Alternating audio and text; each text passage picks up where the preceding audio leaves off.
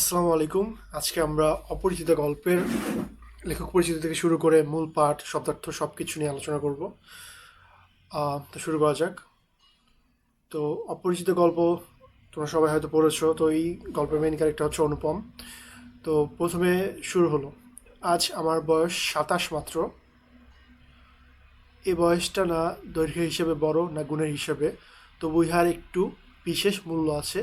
ইহা সেই ফুলের মতো যাহার বুকের উপরে ভ্রমর আসিয়া বসিয়াছিল, এবং সেই পদক্ষেপের ইতিহাস তাহার জীবনের মাঝখানে ফলের মতো গুটি ধরিয়া উঠিয়াছে।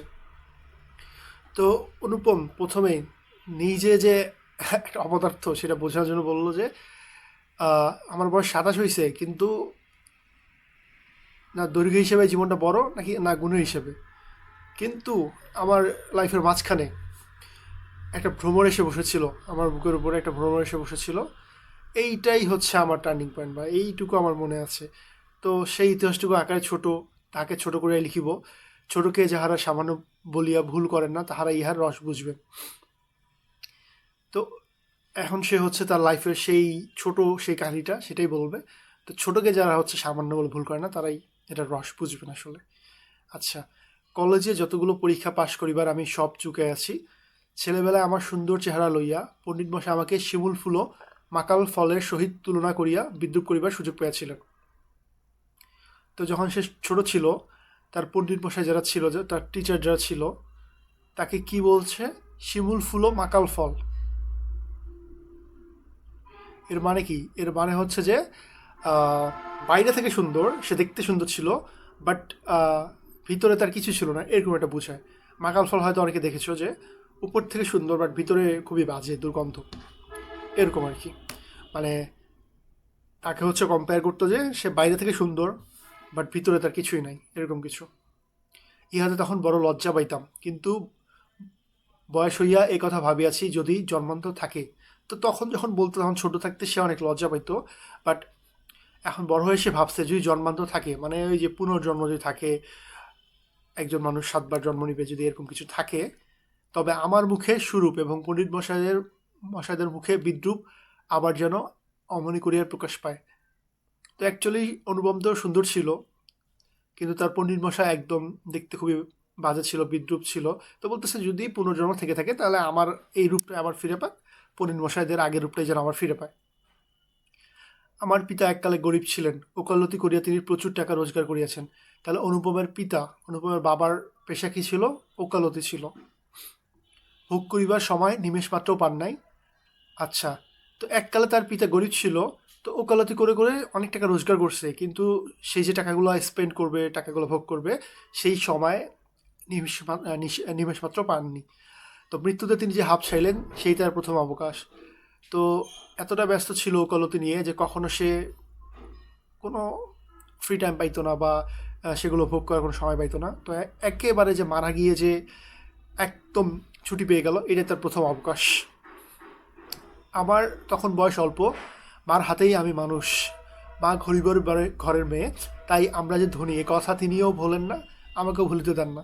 শিশুকালে আমি কোলে কোলেই মানুষ বোধ করি, সেই জন্য শেষ পর্যন্ত আমার পুরোপুরি বয়স হইল না। তো অনুপম ছিল কি, একদম মানে অনেক আদর একটা ছেলে ছিল, সবসময় তাকে কোলে পিঠে মানুষ করছে। আজও আমাকে দেখলে মনে হবে আমি অন্নপূর্ণার কোলে, গজাননের ছোট ভাইটি।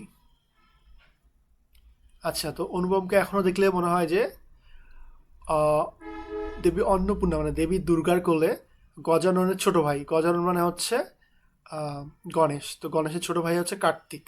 তো আজও তাকে দেখলে মনে হয় যে সে হচ্ছে দেবী দুর্গার কোলে গজাননের ছোট ভাই, মানে কার্তিক, এরকম বোঝায় আর কি। আমার আসল অভিভাবক আমার মামা। তাহলে অনুপমের আসল অভিভাবক কে ছিল? তার মামা ছিল। তিনি আমার চেয়ে বড় জোর বছর 6 বড়। তার মামা অনুপমের থেকে কত বছরের বড় ছিল? বছর 6 হবে, 6 বছরের মতো বড় ছিল। তিনি ফল্গুর বালির মতো, কিন্তু ফল্গুর বালির মতো তিনি আমাদের সমস্ত সংসারটাকে নিজের অন্তরের মধ্যে শুষিয়া লইয়াছেন। ফল্গুর বালি। আচ্ছা, তাহাকে না খুঁড়িয়া এখানকার এক গণ্ডূষও রস পাইবার জো নাই, এই কারণে কোনো কিছুর জন্য আমাকে কোনো ভাবনা ভাবিতে হয় না। তো অ্যাকচুয়ালি অনুপমের যে আসল অভিভাবক, সেটা হচ্ছে তার মামা, এটা সবাই জানো। তো সে কোনো ডিসিশন নিবে কি না, কীভাবে কী করবে, সব কিছুই কিন্তু তার মামা ডিসিশন নিত। ঠিক আছে, তো অনুপমকে হচ্ছে কোনো কিছুর জন্য কোনো ভাবনাই ভাবতে হইতো না। আচ্ছা, এরপর কিছু লাইন আছে। কন্যার পিতামাত্রাই স্বীকার করিবেন আমি সৎপাত্র, তামাকটুকু পর্যন্ত খাই না। যে কোনো মেয়ের বাবা স্বীকার করবে যে অনুপম একটা সৎপাত্র। ইভেন সে হচ্ছে তামাকটুকু পর্যন্ত খায় না। ভালো মানুষ হওয়ার কোনো ঝঞ্ঝাট নেই, তাই আমি নিতান্ত ভালো মানুষ। তো বলতেছে যে ভালো মানুষ হওয়ায় তো কোনো ঝামেলা নাই, এই জন্য আমি নিতান্তই ভালো মানুষ। অন্তঃপুরের শাসন চলিবার মতো করে আমি প্রস্তুত হইয়াছি, যদি কোনো কন্যা স্বয়ম্বরা হন তবে এই সুরক্ষণটি স্মরণ রাখিবেন। আচ্ছা, স্বয়ম্বরা মানে কি? স্বয়ম্বরা মানে হচ্ছে যেই মেয়ে নিজের স্বামী হচ্ছে ডিসাইড করে। আমরা হচ্ছে আগের, তোমরা কিছু দেখে থাকবা যে আগেরকার যুগে দেখা যেত যে রাজকন্যারা ওদের সামনে অনেকগুলো ছেলে দাঁড় করানো হইতো, তো ওখান থেকে তারা তাদের জীবনসঙ্গী চুজ করতো, এটাকে বলা হয় স্বয়ম্বরা। আচ্ছা, এরপরে অনেক বড় ঘর হইতে আমার সম্বন্ধ আসিয়াছিল, কিন্তু মামা, যিনি পৃথিবীতে আমার ভাগ্য দেবতার প্রধান এজেন্ট, বিবাহ সম্বন্ধে তার একটা বিশেষ মত ছিল। তো অনেক অনেক ঘর থেকে হচ্ছে তার সম্বন্ধ আসতেছিল, কিন্তু তার মামা যে তাকে বিয়ে দিবে সেই বিষয়ে হচ্ছে তার একটা মত ছিল। সেই মতটা কি? আচ্ছা, ধনীর কন্যা তার পছন্দ নয়, আমাদের ঘরে যে মেয়ে আসিবে সে মাথা হেট করে আসবে, এই তিনি চান। তো তার হচ্ছে ধনীর কন্যা পছন্দ না, এমন কোনো মেয়ে আসবে যে হচ্ছে মাথা হেট করে আসবে, মানে এমন না যে বিয়ে দিচ্ছে তাদের ফ্যামিলি বা সে মাথা উঁচু করে থাকবে, এরকম না। সে চাচ্ছে যে ডমিনেট করতে, এমন একটা ফ্যামিলির সাথে অনুপমকে বিয়ে দিবে সে যেন তার মামা যেন হচ্ছে তাকে ডমিনেট করতে পারে, সেই ফ্যামিলিকে ডমিনেট করতে পারে। অথচ টাকার প্রতি আসক্তি তার অস্থিমজ্জায় জড়িত, কিন্তু তার টাকার প্রতি অনেক লোভ, কিন্তু সে চাচ্ছে যে টাকাও নিব বাট ডমিনেট, আমি ডমিনেট করব, তারা যেন আমাকে ডমিনেট করতে না পারে। তিনি এমন বেহাই চান যার টাকার অভাব নেই, অথচ যে টাকা দিতে কুসুর করিবে না। ঠিক আছে, তো এমন বেহাই চান। বেহাই মানে কি? বেহাই মানে হচ্ছে যে এই যে যার সাথে বিয়ে হবে তার বাবা। তো এমন একটা বেহাই চান যার টাকা না থাকতে পারে, টাকা তোমার নাই সেটা ডাজেন্ট ম্যাটার, বাট আমি যখনই টাকা চাইবো বা আমি যেরকম টাকা চাইবো আমাকে দিতে হবে।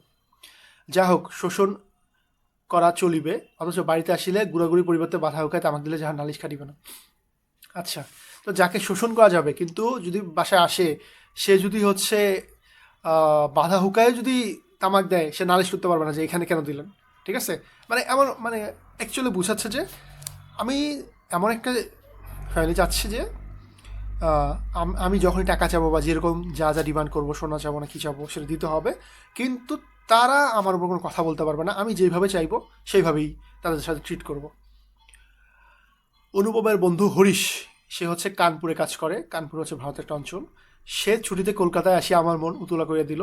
সে বলিল, হে মেয়ে যদি বলো একটি খাসা মেয়ে আছে। তাহলে অনুপমের মন উতলা করিয়া দিল কে? হরিশ।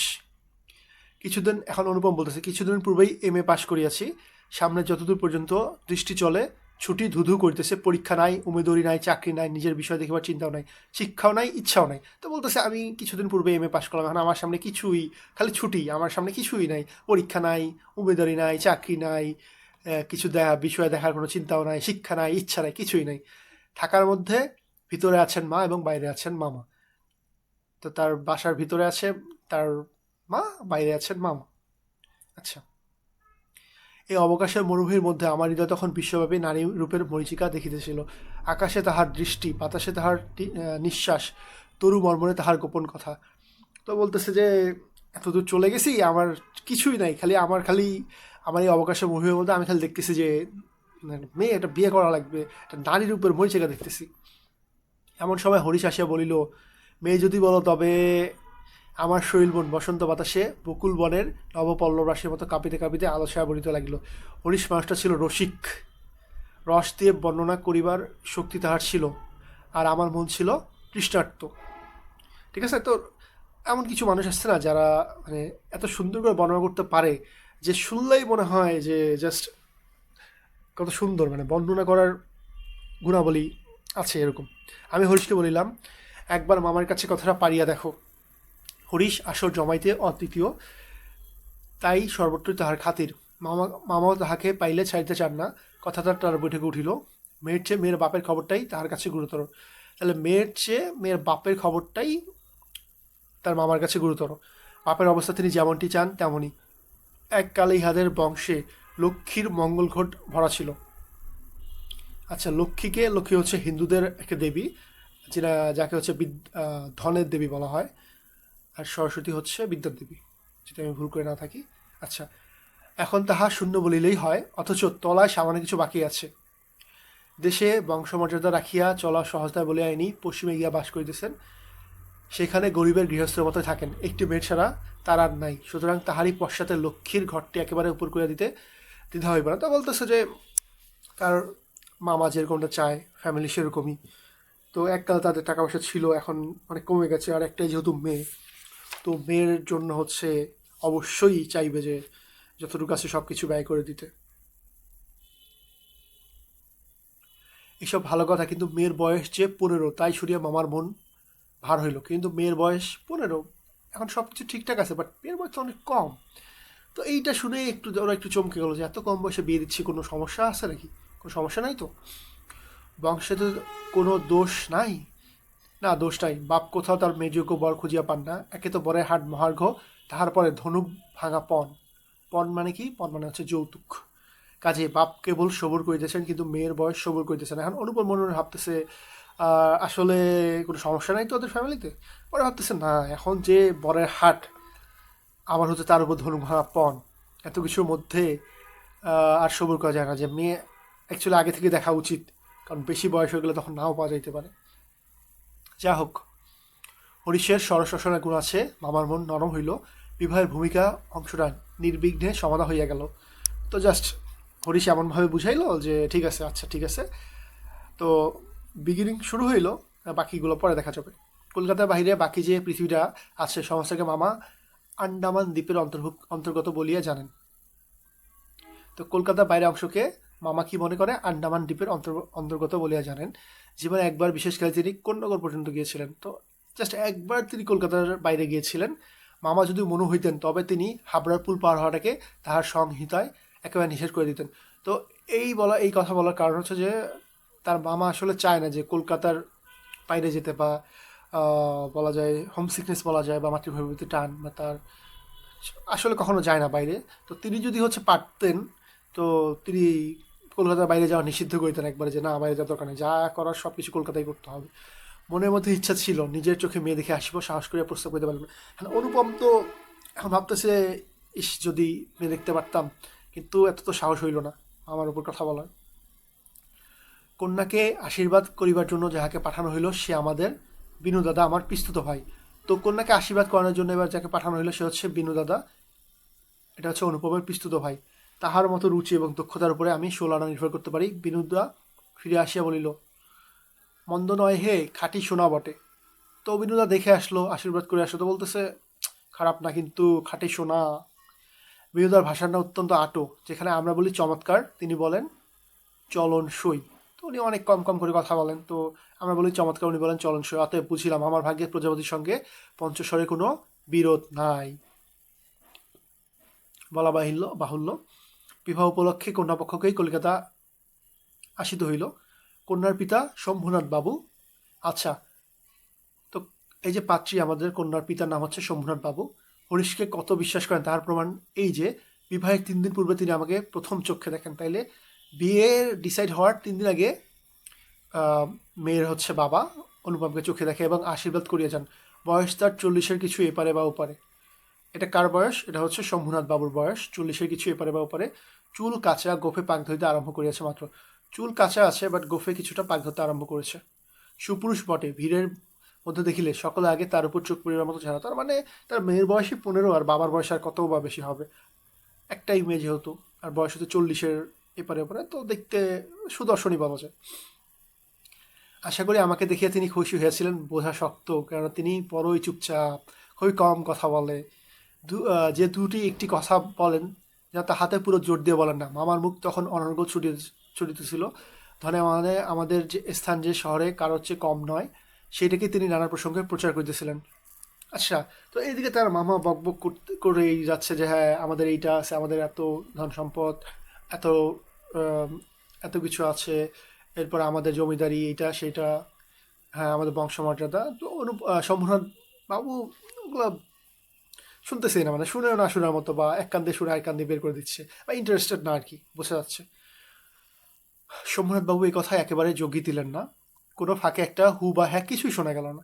তো কথা বলার সময় হয় না যে আমরা একটু হু হ্যাঁ করি, উনি কিছুই না, উনি বলতেছে ওনার মতো যে হ্যাঁ আমাদের তো ফ্যামিলির স্ট্যাটাস এরকম, আমার এই এরকম, আমাদের এই জমিদারি এইটা সেইটা, বাট উনি কিছুই বলতেছে না। আমি হলে দমিয়ে যেতাম, কিন্তু মামাকে দমানো শক্ত। তিনি শম্ভুনাথ বাবুর চুপচাপ ভাব দেখে ভাবিলেন লোকটা নিতান্ত নির্জীব, একেবারে কোনো তেজ নাই, বেহাই সম্প্রদায়ের, আর যাই হোক তেজ থাকার আর দোষের। এখন অনুপমে মামা ভাবতেছে আচ্ছা লোকটা হচ্ছে একদম চুপচাপ, বেশি কথা বলে না, তেজ নাই। আরে বাবা এটা তো ভালোই হইলো, তাহলে বেহাই সম্প্রদায়ের এই চুপচাপ থাকাই ভালো। আমি তো চাচ্ছি আরও ডমিনেট করতে, আর উনি এত কথা কম বলে, আমার তো কোনো প্রবলেম নেই, আরও ভালো হইলো। অতএব মামা খুশি, মনে মনে খুশি হলেন। শম্ভুনাথ বাবু যখন উঠলেন তখন মামা সংক্ষেপে উপর হইতে বিদায় করিলেন, গাড়িতে তুলিয়া দিতে গেলেন না। আচ্ছা, পণ মানে কি যৌতুক? তো পণ সম্বন্ধে দুই পক্ষে পাকাপাকি কথা ঠিক হইয়া গিয়েছিল। মামা নিজেকে অসামান্য চতুর বলিয়াই অভিমান করিয়া থাকেন। কথাবার্তায় কোথাও তিনি কিছু ফাঁক রাখেন না, বলতেছে ঠিক আছে যৌতুক এর কথাবার্তা চললো, কতখানি নিবে, কি কি নিবে না নিবে, তো একদম কোনো কিছু ফাঁক রাখবে না। একবারে উনি চায় যে আমি কখনো ঠকবো না, আমি জিতবই। টাকার অঙ্ক তো স্থির ছিলই, তারপরে গহনা কত ভরি এবং সোনা কত দরে হইবে সেও একেবারে বাধাবাধি হইয়া গিয়াছিল। আমি নিজে এই সমস্ত কথার মধ্যে ছিলাম না, জানিতাম না দেনা পাওনা কি স্থির হইল। মনে জানিতাম এই স্থূল অংশটা বিবাহের একটা প্রধান অংশ এবং সংসারের ভার, যার উপরে তিনি এক করা ঠকিবেন না। তো ভাবতেছে ওরা কি নিয়ে ডিসাইড করতেছে, করুক, ওরা কত টাকা কতখানি সোনা নিবে, কত টাকা ডিসাইড করবে, কি কতখানি গহনাগুলো আমার ভাবার দরকার, আমার বিয়েটা হইলেই হয়। আর যেহেতু আমার মামা তো হচ্ছে একজন লেজেন্ড মানুষ, তো তিনি তো কখনো ঠকবেন না। বস্তুত আশ্চর্য পাকা লোক বলিয়া মামা আমাদের সমস্ত সংসারের প্রধান গর্বের সামগ্রী। যেখানে আমাদের কোনো সম্বন্ধ আছে সেখানে সর্বত্রই তিনি বুদ্ধির লড়াই জিতিবেন, একেবারে ধরা কথা।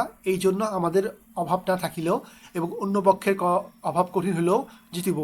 আমাদের সংসারে এই জেদ, ইহাতে যে বাঁচুক আর যে মরুক। তো তাদের একটা খারাপ কথাই বললো আর কি, যে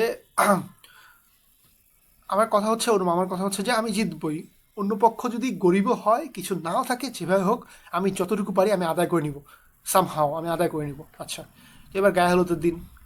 গায়ে হলুদ অসম্ভব রকম ধুম করিয়া চল গেল। বাহক এত গেল যে তাহার আদমশুমারি করিতে হইলে কেরায় রাখিতে হয়, মানে এত মানুষজন আসছে, তাহাদিগকে বিদায় করিতে অপরপক্ষ যদি নাকাল হইতে হবে, সেই কথা স্মরণ করিয়া মামার সঙ্গে মা একযোগে বিস্তার হাসিলেন। ব্যান্ড, বাঁশি, শখের কনসার্ট প্রভৃতি যেখানে যত প্রকার উচ্চ শব্দ আছে সমস্ত একসঙ্গে মিশাইয়া বর্বর কোলাহলের মত্ত হস্তি দ্বারা সঙ্গীত সরস্বতীর পদ্মবন দলিত বিদলিত করিয়া আমি তো বিবাহ বাড়িতে গিয়া উঠিলাম। আংটিতে, হাড়িতে, জড়ি জহরতে আমার শরীর যেন গহনার দোকান নিলামে চড়িয়াছে বলিয়া বোধ হইল। তাহাদের ভাবি জামাইয়ের মূল্য কত সেটা যে যেন কত পরিমাণে সর্বাঙ্গে স্পষ্ট করিয়া লিখিয়া ভাবি শ্বশুরের সঙ্গে মোকাবেলা করিতে চলিয়াছিলাম। মামা বিবাহ বাড়িতে ঢুকিয়া খুশি হইলেন না। কেন খুশি হইলেন না? একে তো উঠানটাতে বরযাত্রীর জায়গা সংকলন হয় শক্ত, তাহার পরে সমস্ত আয়োজন নিতান্তই মধ্যম রকমের। তো দেখা যাচ্ছে একে তো বরযাত্রী খুবই কম, জায়গা হচ্ছে না, তার উপরে আবার আয়োজন ছিল নিতান্ত মধ্যম রকমের। ইহার পরে শম্ভুনাথ বাবুর ব্যবহারটা নেহাত ঠান্ডা। তো তার মেয়ের বিয়ে দিচ্ছে, অ্যাটলিস্ট তারই দরকার ছিল যে সবাইকে ওয়েলকাম করা, একটু কথা বলা, হাসি ঠাট্টা, হাসি মুখে গ্রহণ করা, বাট তিনি একদমই নিতান্ত নেহাত ঠান্ডা হয়েছিলেন। তার বিনয়টা অজস্র নয়, মুখে তো কথাই নাই, কোমরে চাদর বাঁধা, গলা ভাঙ্গা, টাক পরা, মিশ কালো এবং বিপুল শরীর তার। আচ্ছা, বিপুল শরীর তার একটি উকিল বন্ধু। তো এখানে শম্ভুনাথ বাবুর একটি উকিল বন্ধু যদি নিয়ত হাত জোর করিয়া মাথা হারাইয়া নম্রতার স্মিত হাস্যে ও গদগদ বছরে কনসার্ট পার্টির করতাল বাজিয়ে হইতে শুরু করিয়া বরকর্তাদের প্রত্যেককে বারবার প্রচুর রূপে অভিযুক্ত করিয়া না দিতেন, তবে গোড়াতেই এটা স্পার হইতো। তো বলতেছে তার একটা বন্ধু যেভাবে আমাদেরকে ওয়েলকাম করলো, যেভাবে তার সাথে কথা বলে ওয়েলকাম করলো, সবার সাথে মিলেমিশে থাকলো, এটা না হলে কিন্তু তখনই একটা স্পার হয়ে যেত। আমি সবাই বসিবার কিছুক্ষণ পরেই মামা শম্ভুনাথ বাবুকে পাশের ঘরে ডাকিয়া লইয়া গেলেন। কি কথা হইল জানি না, কিছুক্ষণ পরে শম্ভুনাথ বাবু আমাকে আসে বলেন, বাবাজি একবার এদিকে আসতে হচ্ছে। ব্যাপারখানে এই, সকলে না হোক কিন্তু কোনো কোনো মানুষের জীবনে একটা কিছু লক্ষ্য থাকে। মামার একমাত্র লক্ষ্য ছিল তিনি কোনো মতেই কারো কাছে ঠকিবেন না। তো অনুপম মামার লক্ষ্য ছিল যে তিনি কারো কাছে ঠকবেন না। তার ভয় তার বেহাই তাকে গহনায় ফাঁকি দিতে পারেন, বিবাহ কার্য শেষ হয়ে গেলে সে ফাঁকির প্রতিকার চলবে। মানে কীরকম একটা মানুষ যে এদিকে বিয়ে চলতেছে, উনি এখন দেখবে যে আসলে তাকে ফাঁকি দিল কিনা, গহনাগুলা কি হচ্ছে অরিজিনাল কিনা, এটা সেটা হিসাব টিসাব ঠিক আছে কিনা, বাড়ি ভাড়া সওগাত লোকবিদায় প্রভৃতি সম্বন্ধে যেরকম টানাই পরিচয় পাওয়া গেছে তাহাতে মামা ঠিক করিয়াছিলেন দেওয়া সম্বন্ধে এই লোকটির মুখের কথার উপর ভরকা ছিল না। তো যেরকম আয়োজন দেখলো তার মামা, তো এইটা দেখে তো মনে হচ্ছে যে এ তো মুখের কথা আমি বিশ্বাস করতে পারি না, এই কমও দিতে পারে। সেই জন্য বাড়ির শেখরাকে, শেখরা মানে কি, শেখরা মানে হচ্ছে যে স্বর্ণকার আর কি, যারা সোনা টোনা বিক্রি করে, শুদ্ধ সঙ্গে আনিয়াছিলেন। পাশের ঘরে গিয়া দেখিলাম মামা এক তক্ত বসে এবং শেখরা তাহার দাড়িপাল্লা কষ্টি পাথর প্রভৃতি লইয়া মেঝেতে বসিয়া আছে। তো শেখরা তার যন্ত্রপাতি নিয়ে চেক করবে আর কি, যে এগুলা আসল কিনা, অরিজিনাল কিনা। শোভনাথ বাবু আমাকে বলিলেন, তোমার মামা বলিতেছেন বিবাহের কাজ শুরু হইবার আগে তিনি কোনে সমস্ত গহনা যাচাই করিয়া দেখিবেন, ইহাতে তুমি কি বলো? আমি মাথা হেট করিয়া চুপ করিয়া রইলাম। মামা বলিলেন, ও আবার কি বলবে, আমি যা বলবো তাই হইবে। বলতেছে যে এখন শ্বশুর মশাই জামাই বাবাজিকে বলতেছে যে তোমার মামা বলতেছে যে এরকম যে বিয়ে হওয়ার আগেই সে হচ্ছে কয়না টয়না দেখবে, তোমার কি মতামত?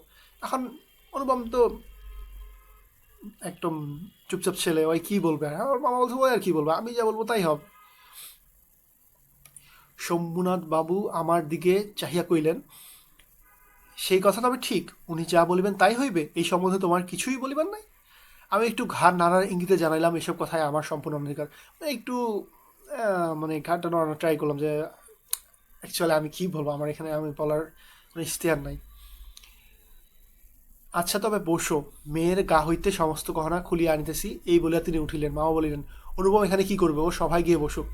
শম্ভুনাথ বললেন, না সভায় নয়, এখানেই বসিতে হইবে। তার মানে তো চেতে গেছে, শ্বশুরমশাই চেতে গেছে।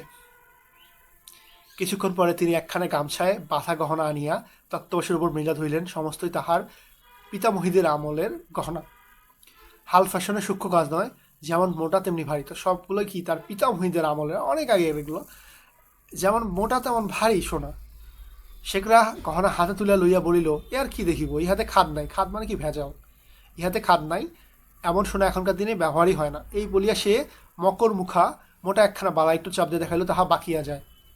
মামা তখনই নোট বইয়ে গহনাগুলোর ফর্দ টুকিয়া লইলেন, পাছে যাহা দেখানো হইল তাহার কোনোটা কম পড়ে। হিসাব করে দেখলেন গহনা যে পরিমাণ দেওয়ার কথা, এগুলো সংখ্যায়, দরে এবং ভাই তার চেয়ে অনেক বেশি। তার মানে যা যা কথা ছিল তার থেকে অনেক বেশি, সংখ্যায় বলো, দরে বলো, ভারে বলো, সব কিছু বেশি ছিল। গহনাগুলোর মধ্যে একজোড়া ইয়ারিং ছিল। ইয়ারিং মানে কি, কানের দুল। শম্ভুনাথ এইটাই শেখরা হাতে দিয়ে বললেন, এটা একবার পরখ করিয়া দেখো। শেখরা কইল, ইহা বিলাতি মাল, ইহাতে সোনার ভাগ সামান্যই আছে। আচ্ছা, বুঝতে পারতেছো, এটা কিন্তু অনুপমের মামাই দিছে। তার মানে সে এমন জিনিস দিছে, সে নিজেই খারাপ জিনিস দিয়ে আবার হচ্ছে অন্য জিনিস দেখতে গেছে যে আসল নাকি, ভালো কি খারাপ। শম্ভুনাথ বাবু ইয়ারিং জোড়া মামার হাতে দিয়ে বললেন, এটা আপনারা রাখিয়া দেন। মামা সেটা হাতে লইয়া দেখিলেন এই ইয়ারিং দিয়ে কন্যাকে তাহারা আশীর্বাদ করিয়াছিলেন। মামার মুখ লাল হইয়া উঠিল। দৈত্য তাহাকে ঠকাইতে চাহিবে, কিন্তু তিনি ঠকিবেন না, এই আনন্দ সম্ভোগ হইতে বঞ্চিত হইলেন এবং তাহার উপরেও কিছু উপরে পাওনা জুটিল। অন্তত মুখ ভার করিয়া বললেন, অনুপম যাও, তুমি সভায় গিয়ে বসোগে। শম্ভুনাথ বাবু বলিলেন, না এখন সভায় বসিতে হইবে না, চলুন আগে আপনাদের খাওয়াইয়া দেই। মামা বললেন, সে কি কথা, লগ্ন? আচ্ছা, হিন্দু ধর্মে কিন্তু লগ্ন কনসিডার করা হয়, বিয়ের লগ্ন থাকে, অনেক কিছু, অনেক লগ্ন থাকে। তো বলতেছে লগ্ন তো চলে যাচ্ছে। তো কথা শেষ করতে দিল না। শোভনবাবু বললেন, সেজন্য কিছু ভাবেন না, এখন উঠুন। লোকটি নেহাত ভালো মানুষ ধরনে, কিন্তু ভিতরে বেশ একটু জোর আছে বলিয়া বোধ হইল মামাকে উঠিতে হইল। বরযাত্রীদেরও আহার হইয়া গেল। আয়োজনের আড়ম্বর ছিল না, কিন্তু রান্না ভালো এবং সমস্ত বেশ পরিষ্কার পরিচ্ছন্ন বলিয়া সকলেরই তৃপ্তি হইল। বরযাত্রীদের খাওয়া শেষ হইলে সোমনাথ বাবু আমাকে খাইতে বলিলেন। মা বললেন, সে কি কথা, বিবাহের পূর্বে পর খাইবে কেমন করিয়া? এই সম্বন্ধে মামার কোনো মত প্রকাশকে তিনি সম্পূর্ণ উপেক্ষা করিয়া আমার দিকে চাহিয়া বললেন, তুমি কি বলো, বসিয়া যেতে দোষ কিছু আছে? মূর্তিমতী মাতৃ আজ্ঞা স্বরূপে মামা উপস্থিত, তার বিরুদ্ধে চলা আমার পক্ষে অসম্ভব। আমি আহারে বসিতে পারিলাম না। তো এখন সৌরভবাবু আমাকে জিজ্ঞেস করলেন, তুমি কি বলো, যে অসুবিধা আছে? এখন ও তো কিছু বলতে পারো না, মামা যা বলবে তাই। তখন সোমনাথ বাবু মামাকে বললেন, আপনাদেরকে অনেক কষ্ট দিয়েছি, আমরা ধনী নই, আপনাদের যোগ্য আয়োজন করতে পারি না, ক্ষমা করবেন, রাত হয়ে গেছে আর আপনাদের কষ্ট পাইতে ইচ্ছা করি না। এখন তবে, বুঝতে পারতেছো, এখন তবে কি? তো বাবা বললেন, তা সবাই চলুন, আমরা তো প্রস্তুত আছি। সোমনাথ বলিলেন, তবে আপনাদের গাড়ি বলিয়া দিই? মামা আশ্চর্য হইয়া বললেন, ঠাট্টা করিতেছেন নাকি? শম্ভুনাথ কহিলেন, ঠাট্টা তো আপনি করিয়া সরিয়াছেন, ঠাট্টার সম্পর্কটাকে স্থায়ী করিবার ইচ্ছা আমার নাই। তো এই লাইনটা ইম্পর্টেন্ট, এটা মাঝে মধ্যে কোশ্চেনে চলে আসে। এটা কে বলছে? এটা কিন্তু শম্ভুনাথ বাবু বলেছেন। আর ঠাট্টা করিতেছে নাকি এটা বলছে হচ্ছে মামা, কিন্তু ঠাট্টার সম্পর্কটাকে স্থায়ী করবার ইচ্ছা আমার নাই, এটা বলেছেন শম্ভুনাথ বাবু।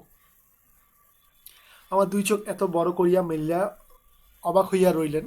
শম্ভুনাথ কহিলেন, আমার কন্যার গহনা আমি চুরি করিব এ কথা যারা মনে করে তাদের হাতে আমি কন্যা দিতে পারি না। আমাকে একটি কথাও বলাও তিনি আবশ্যক বোধ করিলেন না, কারণ প্রমাণ হয়ে গেছে আমি কেউই নই। আরে এখন তো আর অনুপমকে বলে লাভ নাই, মামা যা বলবে তাই, ওকে আর কি বলবো। তারপরে যা হইল সে আমি বলিতে ইচ্ছা করি না। ঝাল লণ্ঠন ভাঙিয়া চুরিয়া জিনিসপত্র লণ্ডভণ্ড করিয়া বরযাত্রের দল দক্ষ যজ্ঞের পালা সারিয়া বাহির হইয়া গেল। বাড়ি ফিরিবার সময় ব্যান্ড, রসন চৌকি ও কনসার্ট একসময় বাজিল না, এবং অভ্রের ঝাড়গুলো আকাশের তারার উপর আপনাদের কর্তব্যের বরাত দিয়ে কোথায় যে মহানির্বাণ লাভ করিল সন্ধান পাওয়া গেল না। এরপরে বাড়ির সকলে তো রাগিয়া আগুন, কন্যার পিতার এত গুমর, কলিজে চারপোয়া হইয়া আসিল। সকলে বলিল, দেখি মেয়ের বিয়ে দেন কেমন করিয়া, কিন্তু মেয়ের বিয়ে হইবে না এ ভয় যার মনে নাই, তার শাস্তির উপায় কি? আচ্ছা, তো বিয়ে কিন্তু ক্যান্সেল হয়ে গেছে, বিয়ে তো দিবে না বললো। তো তারা একদম সব কিছু ভেঙে টেঙে চলে আসলো। আসার পর সবাই তো আগুন, বলতেছে মেয়ের পিতা এত এত রাগ, দেখি মেয়েকে কীভাবে বিয়ে দেয়, এইটা সেটা। হ্যাঁ, অনুপম বলতেছে, আরে যার হচ্ছে মেয়ের বিয়ে দেওয়ার প্রতি কোনো ইন্টারেস্টই নাই, তাকে এই ভয় দেখা লাভ আছে? আর কলিজে চারপয়া হয়ে আসিল, মানে হচ্ছে যে মানে হচ্ছে যে পৃথিবী ধ্বংসের দিকে চলে যাচ্ছে, শেষ যুগ চলে আসলো, এরকম কিছু বোঝায়। মস্ত বাংলাদেশের মধ্যে আমি একমাত্র পুরুষ যাহাকে কন্যার বাপ বিভার আশা হইতে নিজে ফিরাইয়া দিয়াছে। এত বড় সৎপাত্রের কপালে এত বড় কলঙ্কের দাগ কোনো নষ্টগ্রহ এত আলো জ্বালাইয়া বাজনা বাজাইয়া সমারোহ করে আঁকিয়া দিল। বলছে আমি এত ভালো একটা পাত্র, আর আমার সাথে এমন হইলো, এটা আমি এক্সপেক্টও করি নাই। আচ্ছা, বরযাত্রীরা এই বলিয়া কপাল চাপড়াইতে লাগিল যে বিবাহ হইল না, অথচ আমাদের ফাঁকি দিয়া খাওয়াইয়া দিল। আরেকজনকে সমস্ত অন্নশুদ্ধ সেখানে টান মারিয়া ফেলিয়া দিয়া আসিতে পারিলে তবে আফসোস মিলিত। বিবাহ চুক্তি ভঙ্গ ও মানহানি দাবিতে নালিশ করিবে বলিয়া মামা অত্যন্ত গোল করিয়া বেড়াইতে লাগিলেন। হিতৈষীরা বুঝাইয়া দিল, তাহা হইলে তামাশের যেটুকু বাকি আছে তাহা পুরো হইবে। তো বলতেছে যে বিয়ের তো একটা চুক্তি হয়েছিল, চুক্তিটা ভঙ্গ করছে, আর প্লাস মানহানির দাবিতে আমি নালিশ করবো। তো আর কি, যারা জ্ঞানী গুণী ছিল ওরা বুঝাইলো তামাশাটা হইলো, অলরেডি এত তামাশা হইলো, এখন তুমি কি বাকি যেটুকু নিজের সম্মান আছে সেটুকু কি তুমি জলাঞ্জলি দিতে চাও? না দিতে চাইলে চুপ থাকো, কিছু করার দরকার নেই। বলা বাহুল্য, আমিও খুব রাগিয়াছিলাম। কোনো গতিতে শম্ভুনাথ বিষম জব্দ হইয়া আমার পায়ে ধরিয়া আসিয়া পড়েন, গোফের রেখায় তা দিতে দিতে এইটাই কেবল কামনা করিতে লাগলাম। তো আমি ভাবতেছিলাম যে ইস, এমন যদি হইতো যে শম্ভুনাথ বাবু আমার কাছে এসে আমার পায়ে ধরবে, যে আচ্ছা আমার মেয়েকে বিয়ে করে ফেলো, এরকম সে ভাবতেছিল। কিন্তু এই আক্রোশের কালো রঙের স্রোতের পাশাপাশি আরেকটা স্রোত বইতেছিল, সেটা রং একেবারে কালো নয়, সমস্ত মঞ্জু সেই অপরিচিতার পানে ছুটে গিয়েছিল। তো দেখো, আমার কাছে সিচুয়েশন থেকে সে ফিরে আসে, অলমোস্ট বিয়ে হয়ে গিয়েছিল, তার মনটা অলরেডি সে ওকে দিয়ে দিয়েছে, বাট শেষ পর্যন্ত ভেঙে গেল। এখনও যে তাহাকে কিছুতেই টানিয়া ফিরাইতে পারি না, দেয়ালটুকুর আড়ালে রহিয়া গেল গো। কপালে তার চন্দনাকা, গায়ে তার লাল শাড়ি, মুখে তার লজ্জার রক্তিমা, হৃদয়ের ভিতর কী যে তা কেমন করিয়া বলিব। আমার কল্পলোকের কল্পলতাটি বসন্তের সমস্ত ফুলের ভার আমাকে নিবেদন করিয়া দিবার জন্য নত হইয়া পড়িয়াছিল। হাওয়া আসে, গন্ধ পাই, পাতার শব্দ শুনি, কেবল আরেকটি মাত্র পা ফেলার অপেক্ষা। এমন সময়ে সেই এক পদক্ষেপের দূরত্বটুকু এক মুহূর্ত অসীম হয়ে গেল। আচ্ছা, অলমোস্ট ক্লোজ, আর একটু হইলেই সে হচ্ছে তার বিয়েটা হয়েই গেছিলো প্রায়। তো এই সময় জাস্ট এমনভাবে ভেঙে গেল, সেটা কি সে কিছুতে মানতে পারছে না। এতদিন যে প্রতি সন্ধ্যায় আমি বিনোদার বাড়িতে গিয়ে তাহাকে অস্থির করিয়া তুলিয়াছিলাম, বিনোদার বর্ণনার ভাষা অত্যন্ত সংকীর্ণ বলিয়ায় তার কথার প্রত্যেক কথাটি স্ফুলিঙ্গের মতো আমার মনে মাঝখানে আগুন জ্বালিয়া দিয়েছিল। বুঝিয়াছিলাম মেয়েটির রূপ বড় আশ্চর্য, কিন্তু না দেখিলাম তাহাকে চোখে, না দেখিলাম তাহার ছবি, সমস্ত অস্পষ্ট রহিয়া গেল। বাহিরে সে তো ধরা দিলই না, তাহাকে মনেও আনতে পারলাম না। এই জন্য মন সেদিনকার সেই বিবাহ সভার দেয়ালটার বাহিরে ভূতের মতো দীর্ঘ নিঃশ্বাস ফেলিয়া বেড়াইতে লাগিল। হরিশের কাছে শুনিয়াছি মেয়েটিকে আমার ফটোগ্রাফ দেখানো হইয়াছিল। তো হরিশ অনুপমকে বললো যে হ্যাঁ, মেয়েটাকে তো আমার ফটোগ্রাফ দেখানো হয়েছিল, পছন্দ করিয়াছে বই কি, না করিবার তো কোনো কারণ নাই। আমার বোন বলে, এখন সে ইমাজিন করতেছে, কি ইমাজিন করতেছে, সে ছবি তার কোন একটি বাক্সের মধ্যে লুকানো আছে, একলা ঘরে দরজা বন্ধ করিয়া একদিন নিরালা দুপুরবেলায় সে কি সেটি খুলিয়া দেখে না? যখন ঝুঁকিয়া পড়িয়া দেখে, তখন ছবিটির উপরে কি তার মুখের দুই ধার দিয়া এলো চুল আসিয়া পড়ে না? হঠাৎ বাইরে কারো পায়ের শব্দ পাইলে সে কি তাড়াতাড়ি তার সুগন্ধ আঁচলের মধ্যে ছবিটিকে লুকাইয়া ফেলা? তো অনুপম ইয়াজান করতেছে যে সে আমার ছবি দেখবে, এই সেই হবে। আহা কি মানে তার ইমাজিনেশন, আল্লাহ। আচ্ছা, দিন যায়, একটা বৎসর গেল। মামা তো লজ্জায় বিবাহ সম্বন্ধের কথা তুলিতে পারেন না। মার ইচ্ছা ছিল আমার অপমানের কথা যখন সমাজের লোকে ভুলিয়া যাইবে তখন বিবাহ চেষ্টা দেখিবেন। তো মামা তো আর বিয়ের কথা কি বলবে, আর তো সে লজ্জিত হইছে, জাস্ট আর বিয়ের কথা তুলতেছেই না। এদিকে আমি শুনিলাম যে মেয়ে নাকি ভালো পাত্র জুটিয়াছিল, কিন্তু সে পণ করিয়াছে, বিবাহ করিবে না। তো এইটা শুনে তো অনুপম মনে মনে খুবই খুশি হইল। শুনে আমার মন পুলকের আবেশে ভরিয়া গেল। আমি কল্পনায় দেখিতে লাগলাম সে ভালো করিয়া খায় না, আবার ইমাজিনেশন করতেছে। সন্ধ্যা হইয়া আসে, সে চুল বাঁধিতে ভুলিয়া যায়, তার বাপ তার মুখে পানে চান, আর ভাবেন আমার মেয়ে ধীরে ধীরে এমন হইয়া যাইতেছে কেন। হঠাৎ কোনো দিন তার মেয়ে আসিয়া দেখেন, তার ঘরে আসিয়া দেখেন মেয়ের দুই চক্ষু জলে ভরা। জিজ্ঞেস করেন, মা তোর কি হয়েছে আমাকে বল। মেয়ে তাড়াতাড়ি চোখে জল মুছিয়া বলে, কই কিছুই তো হয়নি বাবা। বাপের এক পেজে বড় আদরের মেয়ে, যখন অনাবৃষ্টির দিনে ফুলের কুড়িটির মতো মেয়ে একেবারে বিমর্ষ হইয়া পড়িয়াছে, তখন বাপের প্রাণে আর সইল না। তখন অভিমান ভাসাইয়া দিয়া তিনি ছুটিয়া আসিলেন আমাদের দ্বারে। তারপরে মনের মধ্যে সেই যে কালো রঙের ধারাটা বহিতেছে যে, সে যেন কালে সাপের মতো রূপ ধরিয়া ফোঁস করিয়া উঠিল। সে বলিল, বেশ তো, আর একবার বিবাহের আশ্বাস সাজানো হোক, আলো জ্বলুক, দেশ বিদেশের লোকের নিমন্ত্রণ হোক, তারপরে তুমি বরের টোপর পায়ে দলিয়া দলবল লইয়া সভা সারিয়া চলিয়া এসো। কিন্তু যে ধারাটি চোখের জলের মতো শুভ্র, সে রাজহংসের রূপ ধরিয়া বলিল, যেমন করিয়া আমি একদিন দময়ন্তীর পুষ্পবনে গিয়েছিলাম, তেমন করিয়া আমাকে একবার উড়াইয়া যাইতে দাও। আমি বিরোহিনের কানে কানে একবার সুখের খবরটা দিয়ে আসি গে। তারপরে দুঃখের রাত পোহাইল, নববর্ষার জল পড়িল, ম্লান ফুলটি মুখ তুলিল। এবারে সেই দেয়ালটার বাহিরে রইল সমস্ত পৃথিবীর, আর সবাই তার ভিতরে প্রবেশ করিল একটিমাত্র মানুষ। তারপরে আমার কথাটি ফুরালো। তো এই যে ইমাজিনেশন হবে, তাকে আবার বিয়ের জন্য সাজতে বলবে, তার বাবা আসবে, তার মেয়ে তো খুবই অসুখী, তার মেয়ে তো উদাসীন, এই সেই ভেবে 3 নম্বর পার্ট শেষ। এবার চারে দেখি। কিন্তু কথা এমন করিয়া ফুরাইল না, যেখানে আসিয়া তাহা অফুরান হইয়াছে সেখানকার বিবরণ একটুখানি বলিয়া আমি এ লেখা শেষ করিয়া দিই। মাকে লইয়া তীর্থে চলিয়াছিলাম। আমার উপরে ভার ছিল, কারণ মা এইবারেও হাবড়ার পুল পার হন নাই। এবারও তার মামা কলকাতার বাইরে যাবে না, হাবড়ার পুল পার হয় নাই। রেলগাড়িতে ঘুমাইতেছিলাম, ঝাঁকানি খাইতে খাইতে মাথার মধ্যে নানা রকম এলোমেলো স্বপ্নের ঝুমঝুমি বাজিতেছিল। হঠাৎ একটা কোনো স্টেশনে জাগিয়া উঠলাম। আলোতে অন্ধকারে মেশাসেও এক স্বপ্ন। কেবল আকাশের তারাগুলি চিরপরিচিত, তার সবই অজানা অস্পষ্ট। স্টেশনের দ্বীপ কয়টা খাড়া হইয়া দাঁড়াইয়া আলো ধরিয়া এই পৃথিবীটা যে কত অচেনা, এবং যাহা চারিদিকে তাহা যে কতই বহু দূরে তাহা দেখাইয়া দিতেছে। গাড়ির মধ্যে মা ঘুমাইতেছেন। আলোর নিচে সবুজ পর্দাটানা, তরঙ্গ বাক্স জিনিসপত্র সমস্তই কে কার ঘাড়ে এলোমেলো হইয়া রহিয়াছে। তাহারা যেন স্বপ্নলোকের উলটপালট আসবাব, সবুজ প্রদেশের মিটমিটে আলোতে থাকা এবং না থাকার মাঝখানে কেমন রকম হইয়া পড়িয়া আছে। এমন সময়ে সেই অদ্ভুত পৃথিবীতে অদ্ভুত রাত্রে কে বলিয়া উঠিল, শিগগির চলে আয়, এই গাড়িতে জায়গা আছে। এই যে তার এখন সেন্স ফিরল। কেউ একটা বললো যে শিগগির চলে আয়, এই গাড়িতে জায়গা আছে। মনে হইল যেন গান শুনিলাম। বাঙালি মেয়ের গলায় বাংলা কথা যে কি মধুর, তাহা এমন করিয়া অসময়ে অজায়গায় আচমকা শুইলে তবে সম্পূর্ণ বুঝিতে পারা যায়। কিন্তু এই গলাটিকে কেবলমাত্র মেয়ের গলা বলিয়া একটি শ্রেণীভুক্ত করিয়া দেওয়া চলে না। এ কেবল একটি মানুষের গলা, শুনিলেই মন বলিয়া ওঠে, এমন তো আর শুনি নাই। চিরকাল গড়ার স্বর আমার কাছে বড় সত্য। রূপ জিনিসটি বড় কম নয়, কিন্তু মানুষের মধ্যে যাহা অন্তরতম এবং অনির্বচনীয়, আমার কাছে মনে হয় কণ্ঠস্বর যেন তারই চেহারা। আমি তাড়াতাড়ি গাড়ির জানালা খুলিয়া বাহিরে মুখ বাড়াইয়া দিলাম, কিছু দেখিলাম না। প্ল্যাটফর্মের অন্ধকারে দাঁড়াইয়া কাঠ তাহার এক চক্ষু লণ্ঠন নাড়িয়া দিল। গাড়ি চলিল, আমি জানালার কাছে বসিয়া রইলাম। আমার চোখের সামনে কোনো মূর্তি ছিল না, কিন্তু হৃদয়ের মধ্যে আমি একটি হৃদয়ের রূপ দেখিতে লাগিলাম। সে যেন একটি তারাময়ী রাত্রির মতো আবৃত্তি করিয়া ধরে, কিন্তু তাহাকে ধরিতে পারা যায় না।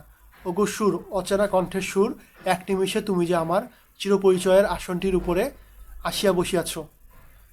কি আশ্চর্য পরিপূর্ণ তুমি! চঞ্চল কালের ক্ষুব্ধ হৃদয়ের উপরে ফুলটির মতো ফুটিয়াছ, অথচ তার ঢেউ লাগিয়া একটি পাপড়িও টলে নাই। অপরিমেয় কোমলতার এতটুকু দাগ পড়ে নাই। আচ্ছা, সাহিত্যিক কথাবার্তা হইল। এখান থেকে ইম্পর্টেন্ট কিছু আসলে নাই। আচ্ছা দেন, গাড়ি লোহার মৃদঙ্গে তাল দিতে দিতে চলিল, আমি মনের মধ্যে গান শুনিতে শুনিতে চলিলাম, তার একটিমাত্র ধোঁয়া। গাড়িতে জায়গা আছে, আছে কি জায়গা, আছে কি জায়গা যে পাওয়া যায় না, কেউ যে কাকেও চেনে না, অথচ সেই না চেনাটুকু যে কুয়াশা মাত্র, সে যে মায়া, সেটা ছিন্ন হইলে যে চেনার অন্ত নাই। ওগো সুধাময় সুর, যে হৃদয়ের অপরূপ রূপ তুমি, সে কি আমার চিরকালের চেনা নয়? জায়গা আছে, আছে, শীঘ্র আসিতে ডাকিয়াছ, শীঘ্র আসিয়াছি, এক নিমিষও দেরি করি নাই। তো এখন এই যে একটা কথা শুনে এখন সে জাস্ট নিজের মতো বলে যাচ্ছে।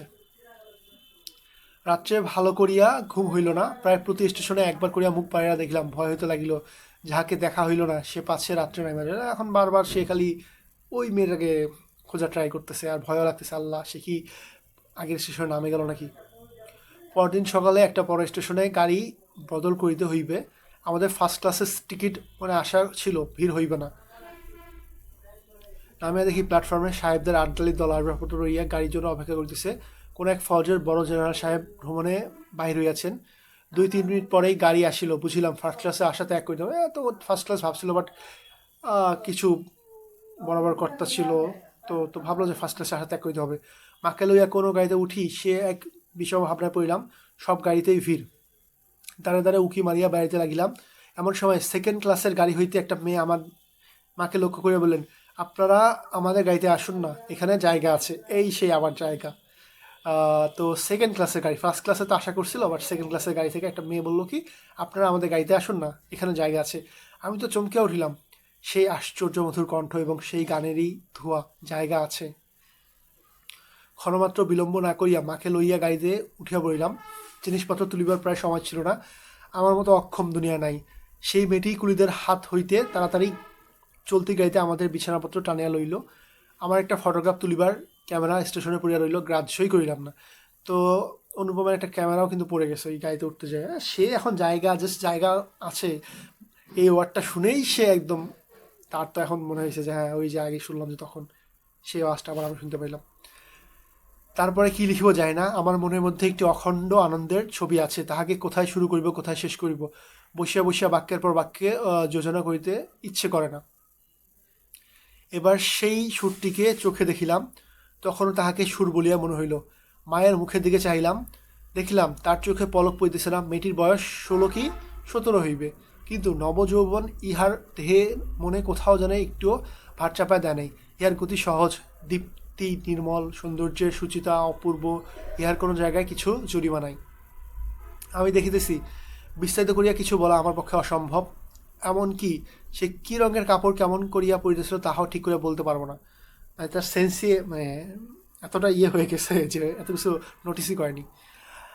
এটা খুব সত্য যে তার বেশে ভূষায় এমন কিছুই ছিল না যেটা তাহাকে ছাড়াইয়া বিশেষ করিয়া চোখে পড়িতে পারে। সে নিজের চারদিকে সকলের চেয়ে অধিক রজনীগন্ধার শুভ্র মঞ্জুরির মতো সরল বৃন্ততির উপর দাঁড়াইয়া যে গাছে ফুটিয়াছে সে গাছকে সে একেবারে অতিক্রম করিয়া উঠিয়াছে। তার সঙ্গে ছিল কি 2-3টা ছোট ছোট মেয়ে ছিল, তাহাদিগকে লইয়া তাহার হাসি এবং কথার আর অন্ত ছিল না। আমি হাতে একখানা বই লইয়া সেদিকে কান পাতিয়া রাখিয়াছিলাম, মানে একটা হাতে বই নিলাম, পড়ার ভান করতেছি, আর ওইদিকে ওরা কী বলে ওইটা শুনি। যেটুকু কানে আসতেছিল সে তো সমস্তই ছেলে মানুষের সঙ্গে ছেলে মানুষের কথা, বাচ্চাদের সাথে কথা বলতেছে, সে নিজেও মনে হয় বাচ্চা হয়ে গেছে এরকম কথা। তাহার বিশেষত্ব এই যে তাহার মধ্যে বয়সের তফাৎ কিছুমাত্র ছিল না। চৌধুরীর সঙ্গে সে অনায়াসে এবং আনন্দে ছোট হইয়া গিয়াছিল। সঙ্গে কতগুলো ছবিওয়ালা ছেলেদের গল্পের বই, তাহারই কোনো একটা বিশেষ গল্প শোনাবার জন্য মেয়েরা তাকে ধরিয়া পড়িল। এই গল্প নিশ্চয়ই তারা 20-25 বার শুনিয়াছে। তো একটা গল্প বলতেছে, এই গল্পটা ওরা অনেকবার শুনছে, বোঝাই যাচ্ছে বারবার শুনতেছে, বাট মেয়ের কেন যে এত আগ্রহ তাহা বুঝিলাম। সেই সুধাকণ্ঠে সোনার কাঠিতে সকল কথা যে শোনা হইয়া ওঠে, এত সুন্দরভাবে বলতেছে, এত সুন্দরভাবে বর্ণনা করতেছে, 20-25 বার কেন, 100 বার শুনলেই মনে হবে যে আবার শুনি। মেয়েটির সমস্ত শরীর মন যে একেবারে প্রাণে ভরা, তার সমস্ত চলায় বলায় স্পর্শে প্রাণ ঠিকরিয়া ওঠে। তাই মেয়েরা যখন তার মুখে গল্প শোনে তখন গল্প নয় তাহাকেই শোনেন। তাহাদের হৃদয়ের উপর প্রাণের ঝর্ণা ঝরিয়া পড়ে, আর সেই উদ্ভাসিত আকাশ দিয়া বেষ্টন করিয়াছে সে ওই তরুণীরই অক্লান্ত অম্লান প্রাণের বিশ্বব্যাপী বিস্তার। পরে স্টেশনে পৌঁছতেই খাবারওয়ালাকে রাখিয়া সে খুব খানিকটা চানামুট কিনিয়া লইল এবং মেয়েদের সঙ্গে মিলিয়া নিতান্ত ছেলে মানুষের মতো করিয়া কলহাস্য করিয়া করিতে সংকোচে খাইতে লাগলো। চানামুট কিনলো, করে বাচ্চাদের মতো খাইতে শুরু করলো। আমার প্রকৃতিতে জাল দিয়া বেড়া, আমি কেন বেশ সহজে হাসি মুখে মেয়েটির কাছে এই চানামুট চাইয়া লইতে পারলাম না। বলছে আমি এমন কেন, আমি ওর কাছে একটু যে চেয়ে নিব সেটাও পারলাম না। হাত বাড়িয়া দিয়া কেন আমার লোভ স্বীকার করিলাম না। মা ভালো লাগা এবং মন্দ লাগার মধ্যে দোমনা হইয়া ছিলেন। গাইতে আমি পুরুষ মানুষ, তবু ইহার কিছুমাত্র সংকোচ নাই। বিশেষত এমন লোভীর মতো খাইতেছে যেটা ঠিক তার পছন্দ হইতেছিল না, অথচ ইহাকে বেহা বলিয়া তার ভ্রম হয় না। তো তার মা দেখে বলতেছে তো বাচ্চা এমন করে খাচ্ছে, কিন্তু তাকে যে বেহায়া বলবে সেটাও বলবে না, বাট কেমন যেন লাগতেছিল। তার মনে হইলো এই মেয়ের বয়স হয়ে আছে কিন্তু শিক্ষা হয় নাই। ওর পর মা ভাবতেছে এই মেয়ের বয়স হয়েছে ঠিকই কিন্তু শিক্ষা হয় নাই। মা হঠাৎ কারোর সঙ্গে আলাপ করিতে পারেন না, মানুষের সঙ্গে দূরে দূরে থাকাই তার অভ্যাস। এই মেয়েটির পরিচয় লইতে তার খুব ইচ্ছা, কিন্তু স্বাভাবিক বাধা কাটাইতে উঠিতে পারতেছিলেন না। এমন সময় গাড়ি একটা বড় স্টেশনে আসিয়া থামিল। সেই জেনারেল সাহেবদের একদল অনুষঙ্গী এই স্টেশন হইতে উঠিবার উদ্যোগ করিতেছে। গাড়িতে কোথাও জায়গা নেই, বারবার আমাদের গাড়ির সামনে দিয়া তারা ঘুরিয়া গেল। মা তো ভয়ে আড়ষ্ট, আমিও মনের মধ্যে শান্তি পাইতেছিলাম না। গাড়ি ছাড়িবার অল্পকাল পূর্বে একজন দেশি রেলওয়ে কর্মচারী নাম লেখা দুইখানা টিকিট গাড়ির দুই বেঞ্চের শিওরের কাছে লটকাইয়া দিয়া আমাকে বলিল, এই গাড়ির এই দুই বেঞ্চে আগে হইতে দুই সাহেব রিজার্ভ করিয়াছেন, আপনাদিকে অন্য গাড়িতে যাইতে হইবে। এখন এই যে বললো যে হ্যাঁ আপনাদের দুইটা সিট তো আগে থেকে রিজার্ভ করে আপনাদের যাইতে হবে। আমি তো তাড়াতাড়ি ব্যস্ত হইয়া দাঁড়াইয়া উঠিলাম। মেয়েটি হিন্দিতে বলল, না আমরা গাড়ি ছাড়িব না। সে লোকটি রোগ করিয়া বলিল, না ছাড়িয়া উপায় নাই। কিন্তু মেয়েটির চলিষ্ণুতার কোনো লক্ষণ না দেখিয়া সে নামিয়া গিয়া ইংরেজ স্টেশন মাস্টারকে ডাকে আনিল। সে আসিয়া আমাকে বলিল, আমি দুঃখিত, কিন্তু শুনে আমি কুলি কুলি করে ডাক চাইতে লাগলাম। আমি বলতেছে আরে ভেজাল করার দরকার নেই, আমি কুলি করে ডাকি, অন্য একটা গাড়ি নিব। মেয়েটি উঠিয়া দুই চক্ষে অগ্নিবর্ষণ করে বলল, না আপনি যাইতে পারিবেন না, যেমন আছেন বসিয়া থাকুন। বলিয়া সে দ্বারের কাছে দাঁড়াইয়া স্টেশন মাস্টারকে ইংরেজি ভাষায় বলিল, এ গাড়ি আগে হইতে রিজার্ভ করা, এ কথা মিথ্যা কথা বলিয়া নাম লেখার টিকিটটি খুলিয়া প্ল্যাটফর্মে ছুড়িয়া ফেলিয়া দিল। ইতিমধ্যে আটদালি সমেত ইউনিফর্ম পরা সাহেব দ্বারের কাছে আসিয়া দাঁড়াইয়াছে। গাড়িতে সে তার আসবাব উঠাইবার জন্য আটদালিকে প্রথম ইশারা করিয়াছিল। তাহার পর মেয়েটির মুখে তাকাইয়া তার কথা শুনিয়া ভাব দেখে স্টেশন মাস্টারকে একটু স্পর্শ করিল এবং তাহাকে আড়ালে লইয়া গিয়া কি কথা হইল জানি না। দেখা গেল গাড়ি ছাড়বার সময় অতীত হইল, আর একটা গাড়ি জুড়িয়া তবে ট্রেন ছাড়িল। মেয়েটি তার দল্প লইয়া আবার এক পত্তন চানামুট খাইতে শুরু করিল। আর আমি লজ্জায় জানালার বাইরে মুখ বাড়াইয়া প্রকৃতি শোভা দিতে লাগলাম। মানে এত ইনোসেন্ট, বলবো যে গাড়ি ছেড়ে দাও, আমিও ছেড়ে দেওয়ার মতোই ছেড়ে দিতামই, বাট মেয়েটার জন্য আটকে গেলাম। কানপুরে গাড়ি আসিয়া থামিল। মেয়েটি জিনিসপত্র বাঁধিয়া প্রস্তুত স্টেশনে একটি হিন্দুস্তানি চাকর ছুটিয়া আসিয়া ইহাদিগকে নামাইবার উদ্যোগ করিতে লাগিলেন। মা তখন আর থাকিতে পারিলেন, জিজ্ঞেস করিলেন, তোমার নাম কি মা? মেয়েটি বলিল, আমার নাম কল্যাণী। এই যে হিরোইন আমাদের, নাম কি? কল্যাণী। শুনিয়া মা এবং আমি দুজনে চমকে উঠিলাম। তোমার বাবা? তিনি এখানকার ডাক্তার, নাম হচ্ছে শম্ভুনাথ সেন, অনুপমের শ্বশুর মশাই। তিনি কি ছিলেন? ডাক্তার ছিলেন। তারপরেই সবাই নামিয়া গেল। মামার নিষেধ অমান্য করিয়া মাতৃ আজ্ঞা ঠেলিয়া তারপরে আমি কানপুরে আসিয়াছি। কল্যাণীর বাপ এবং কল্যাণীর সঙ্গে দেখা হইয়াছে, হাত জোর করিয়াছি, মাথা হেট করিয়াছি। শম্ভুনাথ বাবুর হৃদয় গলিয়াছে। কল্যাণী বলে, আমি বিবাহ করিব না। আচ্ছা, তো এরপরে কি হইল? অনুপম খুবই রিকোয়েস্ট করলো, কল্যাণী বাবাকে হচ্ছে রিকোয়েস্ট করলো, তার মনে বলছে, কিন্তু কল্যাণী বলতেছে আমি বিবাহ করবো না। আমি জিজ্ঞেস করলাম কেন? সে বললো মাতৃ আজ্ঞা। কি সর্বনাশ, এই পক্ষেও মাতুল আছে নাকি? তারপরে বুঝলাম মাতৃভূমি আছে। মাতৃ আজ্ঞা মানে কি? কল্যাণী এখন ভাবছে যে সে হচ্ছে মাতৃভূমির জন্য কাজ করবে, সে হচ্ছে বিয়ে করবে না, এই টাইপের একটা সে ইয়ে নিয়েছে আর কি। সেই বিবাহ ভাঙার পর হইতে কল্যাণী মেয়েদের শিক্ষার ব্রত গ্রহণ করিয়াছে। তার মানে হচ্ছে সে নিজের মাতৃভূমির জন্য, এই মেয়েদের জন্য সে হচ্ছে শিক্ষার ব্রত গ্রহণ করছে, সে শিক্ষিত করবে মেয়েদেরকে। কিন্তু আমি আশা চাইতে পারলাম না। সেই সুরটি যে আমার হৃদয়ের মাঝে আজও বাজিতেছে, সে যেন কোনো উপারের বাসি আমার সংসারে বাহির হইতে আসিল, সমস্ত সংসারের বাহিরে ডাক দিল। আর সেই যে রাত্রি অন্ধকারের মধ্যে আমার কানে এসেছিল জায়গা আছে, সে যে আমার চিরজীবনের গানের ধোঁয়া হইয়া রহিল। তখন আমার বয়স ছিল 23, এখন হয়েছে 27। এখনও আশা ছাই না, কিন্তু মাতুলকে ছাড়িয়াছি। নিতান্ত এক ছেলে বলিয়া মা আমাকে ছাড়িতে পারেন নাই। তোমরা মনে করিতেছ আমি বিবাহের আশা করি না, কোনো কালেই না। আমার মনে আছে কেবল সেই এক রাত্রির অজানা কণ্ঠের মধুর সুরের আশা। জায়গা আছে, নিশ্চয়ই আছে, নইলে দাঁড়াবো কোথায়? তাই বৎসরের পর বৎসর যায়, আমি এখানে আছি, দেখা হয়, সেই কণ্ঠ শুনি। যখন সুবিধা পাই কিছু তার কাজ করিয়া দিই, আর মন বলে এই তো আমি জায়গা পাইয়াছি। ওগো অপরিচিতা, তোমার পরিচয় শেষ হইল না, শেষ হইবে না। কিন্তু ভাগ্য আমার ভালো, এই তো আমি জায়গা পেয়েছি। আচ্ছা, জায়গা পেয়েছি বলতে ওই যে ওর হেল্প করতে পারতেছে, ওর সাথে থাকতে পারতেছে, এটাই বুঝেছি যে হ্যাঁ আমি জায়গা পেয়েছি। সেহেতু শব্দার্থ আমরা দেখে নিই। অন্নপূর্ণা মানে হচ্ছে দেবী দুর্গা, গজানন মানে হচ্ছে গণেশ, আর এই লাইনটার মানে হচ্ছে দেবী দুর্গার কোলে কার্তিক, এরকমটা মনে হবে আর কি। এই লাইনগুলোর মানে হচ্ছে দেবী দুর্গার কোলে কার্তিক। ঠিক আছে। আচ্ছা, ফল্গু কি? ভারতের গয়া অঞ্চলের অন্তঃশৈল নদী। নদীর উপরে অংশে বালির আশ্রয়, কিন্তু ভেতরে জলস্রোত প্রবাহিত। মানে হচ্ছে নদীর উপরে হচ্ছে বালি আর কিন্তু ভিতরে হচ্ছে পানি, এরকম। কন্ডুস মানে হচ্ছে এক মুখ বা এক কোষ জল। সংবরা মানে কি? যে মেয়ে নিজেই স্বামী নির্বাচন করে। গুড়গুড়ি মানে হচ্ছে কি? আল বোলান, দীর্ঘ নলযুক্ত হুকা বিশেষ। আচ্ছা, আন্দামান দ্বীপ কি? ভারতীয় সীমান্তভুক্ত বঙ্গোপসাগরের দ্বীপ বিশেষ। স্বদেশী আন্দোলনের যুগে রাজবন্দীদের নির্বাসন শাস্তি দিয়ে আন্দামান বা আন্দামানে পাঠানো হতো। কোন নগর হচ্ছে কলকাতার নিকটস্থ একটি স্থান। আচ্ছা, পঞ্চস্বর মানে হচ্ছে মদন দেবের ব্যবহার্য 5 ধরনের বাণ। আর বাকি মোটামুটি এগুলো যা ছিল আমরা সবই পড়েছি। আর অপরিচিতা প্রথম প্রকাশিত হয় প্রমোদ চৌধুরী সম্পাদিত মাসিক সবুজপত্র পত্রিকার 1321 বঙ্গাব্দের কার্তিক সংখ্যায়, মানে 1914 সালে। এরই প্রথম গ্রন্থভুক্ত হয় রবীন্দ্র গল্পের সংকলন গল্প সপ্তকে এবং পরে গল্পগুচ্ছ তৃতীয় খণ্ডে 1927 সালে। তো লাস্ট এটা হচ্ছে গল্পগুচ্ছ তৃতীয় খণ্ড, যেটা 1927 সালে প্রকাশিত হয়, সেখানে অন্তর্ভুক্ত হয়। আর ফার্স্ট প্রকাশিত হয় প্রমোদ চৌধুরী সম্পাদিত মাসিক সবুজপত্র পত্রিকার কার্তিক সংখ্যায়। ঠিক আছে, তো আমরা একটু কবি পরিচিতি দেখে নিই। রবীন্দ্রনাথ ঠাকুর 1861 খ্রিস্টাব্দের 7ই মে 1268 বঙ্গাব্দের 25শে বৈশাখ কলকাতার জোড়াসাঁকো ঠাকুর পরিবারে জন্মগ্রহণ করেন। তার পিতা হচ্ছে দেবেন্দ্রনাথ ঠাকুর, মাতা সারদা দেবী, আর পিতামাতা হচ্ছে প্রিন্স দ্বারকানাথ ঠাকুর। বিশ্বকবি অভিধায়ে সম্ভাষিত রবীন্দ্রনাথ ঠাকুর বাংলা সাহিত্যের প্রথম সার্থক ছোট গল্প রচয়িতা এবং বাংলা ছোট গল্পের শ্রেষ্ঠ শিল্পী। তার লেখনীতে বাংলা ছোট গল্পের উদ্ভব, বিকাশ ও সমৃদ্ধি ঘটেছে। তার ছোট গল্প বিশ্ব সাহিত্যের শ্রেষ্ঠ ছোট গল্পগুলোর সমতুল্য।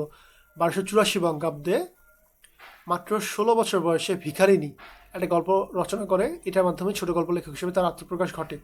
এরপর থেকে জীবনের প্রায় শেষ দিন পর্যন্ত দীর্ঘ 64 বছর তিনি অখণ্ড গল্পগুচ্ছে সংকলিত 95টি ছোট গল্প রচনা করেছেন।